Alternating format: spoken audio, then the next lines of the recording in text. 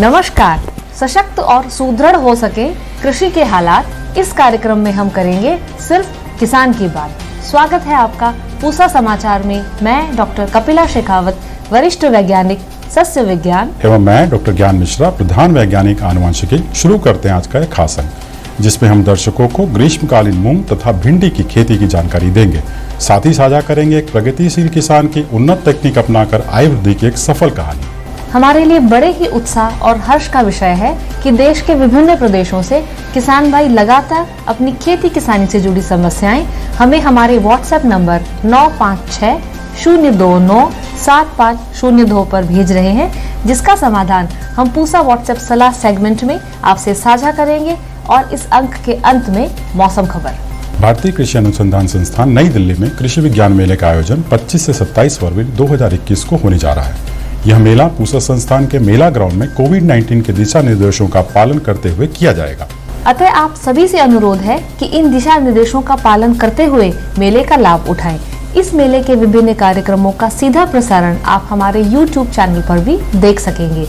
इस मेले के मुख्य आकर्षण के बारे में बता रहे हैं हमारे संस्थान के निदेशक डॉक्टर अशोक कुमार सिंह जी। किसान भाइयों एवं बहनों, नमस्कार। मुझे आपको बताते हुए खुशी हो रही है कि इस वर्ष पूसा कृषि विज्ञान मेला फरवरी 25 से लेकर फरवरी 27 तक लगाया जाएगा। मेले का उद्घाटन 25 तारीख को 1 बजे माननीय केंद्रीय कृषि एवं किसान कल्याण मंत्री श्री नरेंद्र सिंह तोमर जी करेंगे। इस मेले में हम संरक्षित खेती, फल, फूल, सब्जियों एवं फसलों की विभिन्न प्रजातियों के प्रदर्शन और उनकी उन्नत किस्मों के बीज की उपलब्धि भी किसान भाइयों को करवाएंगे।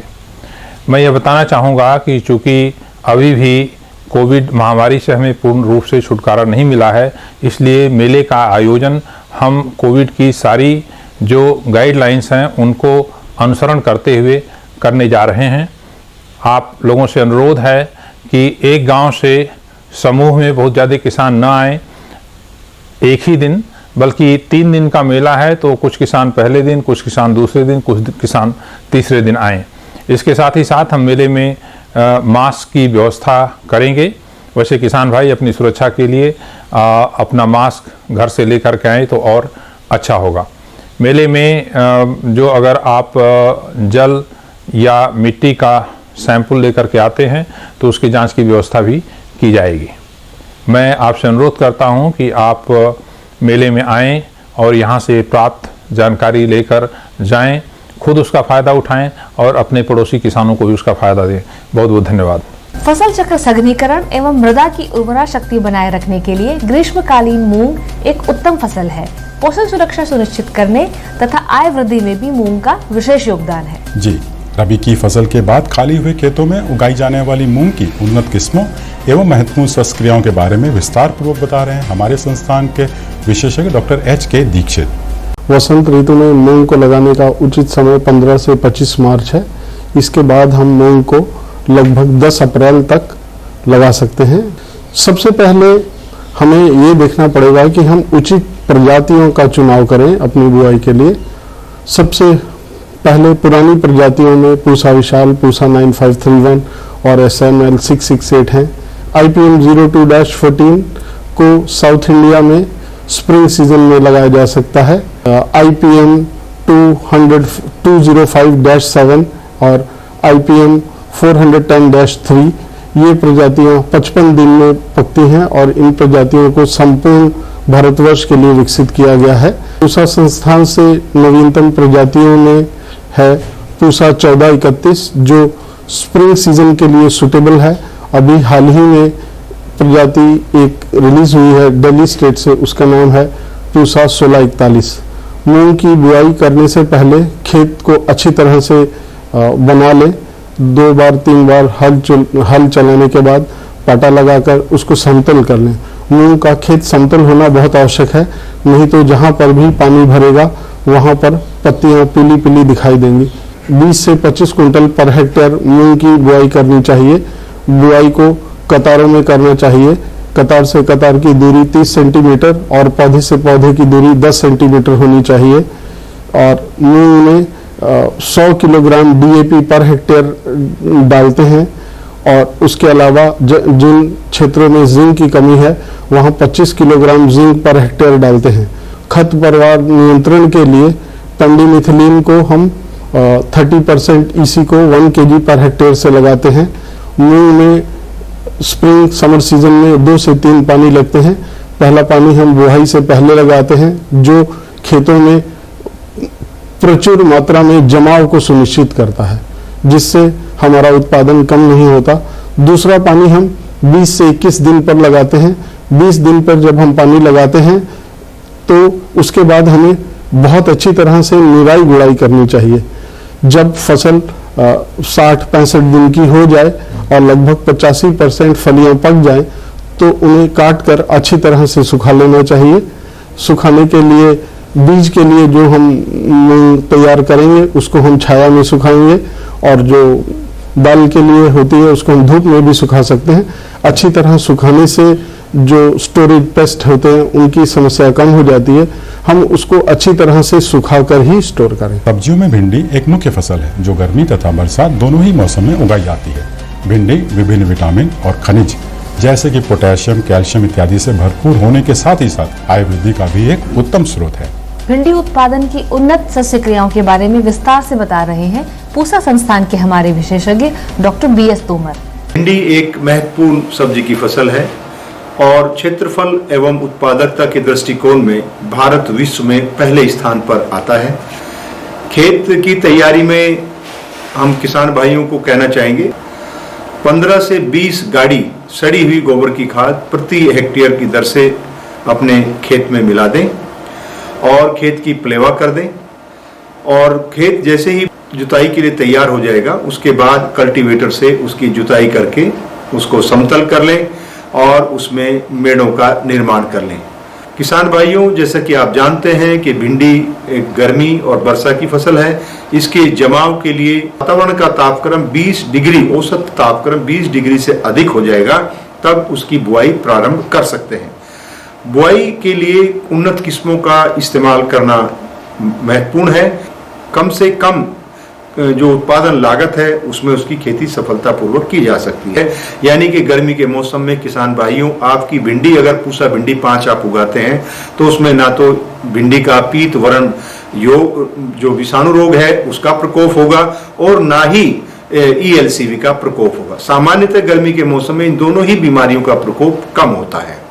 तो आपको उन्नत किस्म का चयन करना यानी कि पूसा भिंडी 5 आप बुआई के लिए इस्तेमाल कर सकते हैं। हम अपने किसान भाइयों को बताना चाहेंगे कि आप राष्ट्रीय बीज निगम का जो बिक्री केंद्र है हमारे पूसा संस्थान के अंदर, वहां से आप इसका बीज प्राप्त कर सकते हैं। तो ये तो रही उन्नत किस्म की। इसके अतिरिक्त अगर किसान भाई इस किस्म का बीज नहीं ले पाते हैं तो इसके अतिरिक्त गर्मी के मौसम में A4 दूसरी एक किस्म है हमारे संस्थान की, उसको भी उगाया जा सकता है। और अगर ये किस्म भी नहीं है तो आप एक किस्म है अर्का अनामिका, उसका इस्तेमाल भी आप कर सकते हैं। और मैं बताना चाहूंगा कि पूसा भिंडी 5 ये एक ऐसी किस्म है जिसकी उत्पादकता 200 क्विंटल प्रति हेक्टेयर के आसपास गर्मी के मौसम में हो जाती है और बुआई के बाद इसकी 44 दिन के बाद पहली तुड़ाई संभव है। अब बात आती बीज की मात्रा की। गर्मी के मौसम में अगर आप पूसा भिंडी 5 का इस्तेमाल करते हैं या अन्य किस्मों का इस्तेमाल करते हैं तो आपको 12 किलोग्राम बीज 12 किलोग्राम से 16 किलोग्राम बीज प्रति हेक्टेयर की दर से इस्तेमाल करने की आवश्यकता पड़ती है। अगर आप संकर किस्म का इस्तेमाल करते हैं तो आपको 8 से 10 किलोग्राम बीज प्रति हेक्टेयर इस्तेमाल करना है। बीज को उपचारित करना है।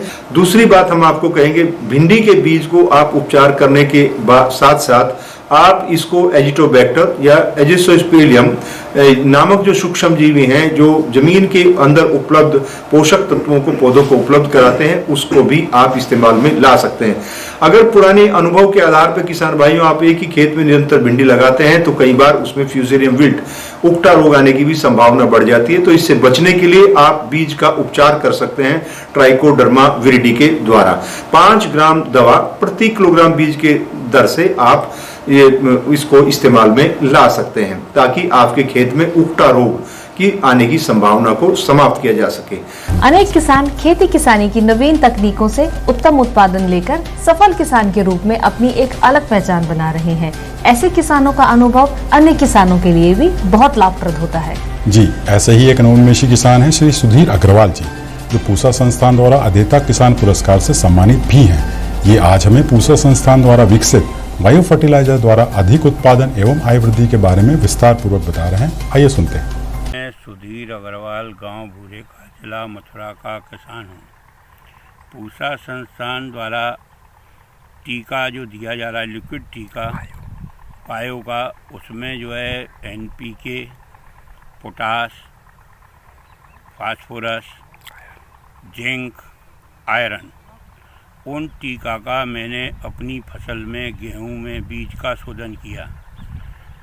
1 सीसी हर प्रति बायो की मैंने एक बैग में 40 किलो में लगाई और मैंने उसमें DAP की मात्रा, पोटास की मात्रा और यूरिया की मात्रा 50% कम कर दी और उसके बाद मैंने जो है सीड ड्रिल से बुवाई कर दी।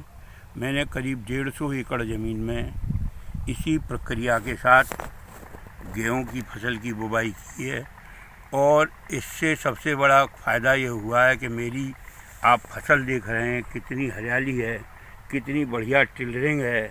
सभी वैरायटियों में इसने इतना बढ़िया प्रभाव किया है कि उसका हर एक किसान को पूसा संस्थान जाएं, माइक्रोबायोलॉजी डिपार्टमेंट में, वहाँ से जो है बायो का टीका, NPK संपूर्ण, फास्फोरस का टीका, जिंक का टीका, आयरन का टीका, पोटास का टीका लेके आएँ और उसको कोई भी फसल हो, गेहूँ, धान, सरसों, मूंग, अरहर, आलू, उसमें इसके सबके पॉजिटिव प्रभाव हैं और लागत कुछ नहीं है, मात्र 50 रुपये का एक टीका आता है और इस तरह से हम जो है यूरिया, पोटास और DAP की बहुत बचत कर सकते हैं और इसमें बीमारियां भी नहीं आती, क्योंकि मैंने पिछली बार धान में लगाया था।